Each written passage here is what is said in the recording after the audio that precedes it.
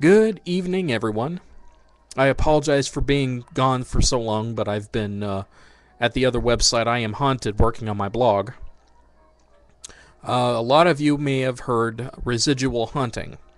It's basically the theory that a person witnesses past events happening in an older place. Like in my blog, I talk about witnessing a bloody handprint on a stairwell, or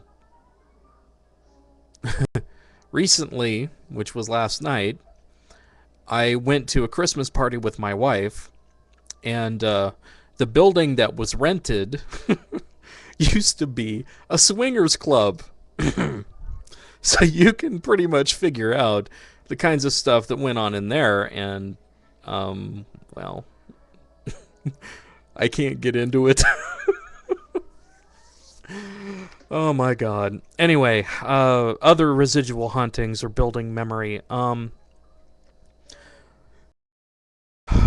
You've probably heard of the stories of Gettysburg in Pennsylvania with the American Civil War, where people will go into the battlefield, go into old buildings, and they will witness different supernatural scenes played out in front of their eyes. Another residual haunting I've heard of was in the East Coast. I believe it was in Maine, in an old tavern where people would be sitting there drinking, talking with their friends, and then they would be hearing shouts, talking, different things going on, and it wasn't coming from them. Well, someone came up with a theory, and this was back in the early 1980s, mid-1980s, something like that, that the construction of the tavern that these weird things were happening in, mostly made out of local stone and wood and whatnot,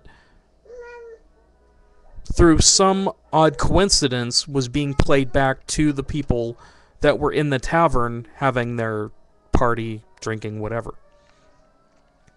Now that's a pretty way out theory.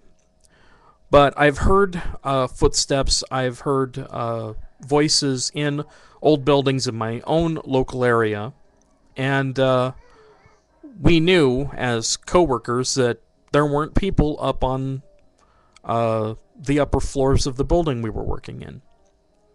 And that's just my own little minor story, but anyway. Basically, my theory was, just like the story about the tavern in Maine or New England, I believe that the wood, the brick, stone, other things that are natural, could possibly pick up and store sounds for years. I know that's pretty weird, but, well, I don't know.